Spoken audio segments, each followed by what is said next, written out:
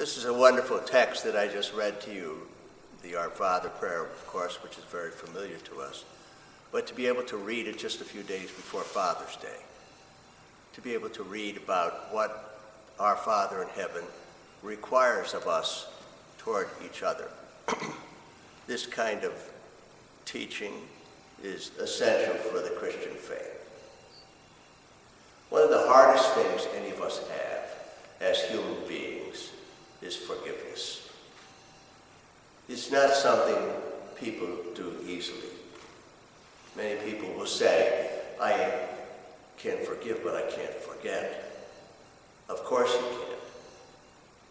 So how do we approach this ideal of forgiveness as human beings who are living together with other people who are hurt, where things are done to us or said about us that are deeply hurtful, when people do injury to other people? Would anyone say, for example, to the black men who've just been killed, forgive the person who did it? If they could speak from beyond the grave, would I say, I forgive them? I think the logical thing would be to say, let God forgive them. If God sees deeply enough into their hearts to know that they should be forgiven. Jesus says on the cross, Father, forgive them, for they know not what they do.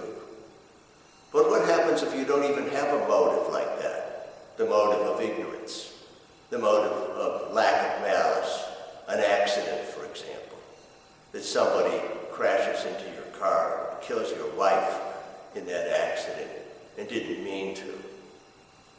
But human intention to do harm, human intention to inflict harm, puts upon us as Christians an enormous burden. The burden of not being able to forgive. The burden of holding on to the pain. The burden, I would dare say, of watering it like we water a plant, so it continues to flourish inside us as a bitter memory we can't let go of. So what is Christ teaching us about here? Maybe you can't get to the perfect forgiveness. Maybe you could get a little bit closer, though. Many people will say today, forgive yourself for the faults of your past. And that tells you already that forgiveness is somehow a release. It's somehow a letting go of something that has been a burden on your shoulders. It's not the perfect forgiveness of God. It's not the perfect forgiveness of love. It's not the perfect forgiveness of the man on the cross. But it's something. It's a person outgrowing the past, living past it, letting it go, looking for something else rather than living constantly in the past.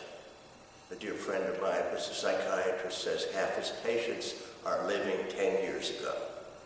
They're constantly dealing with issues that have passed them on the road of life, and they keep hauling them back into the present. He has to tell them, get over that, get beyond it. Another truth about forgiveness, I think, which I mentioned the other day, Tuesday, was the issue of the way in which violence enters into human relationships. You hurt me, I want to hurt you back. To forgive you makes me suffer twice. You not only injured me, but now the Father in heaven tells me, let go of it. So I feel like, in a sense, I've been hurt twice. I have a bigger burden put on me than the person who did the fault. They just walk away happy. They robbed me out of something. They took my money or they took my car. I'm supposed to forgive them? This issue is very, very crucial for us as human beings. The first threshold of forgiveness is this.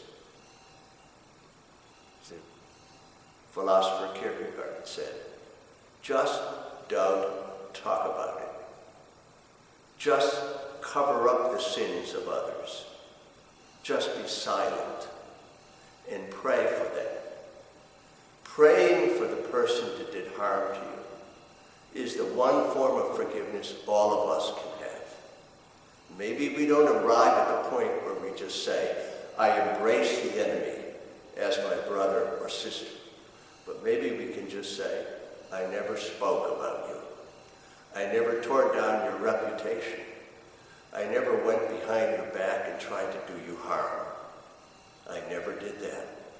And I think our Father in heaven will look on us when we stand before his judgment seat and say, you were injured, but you did not reply in kind, and therefore enter into the kingdom. In the name of the Father, and of the Son, and of the Holy Spirit.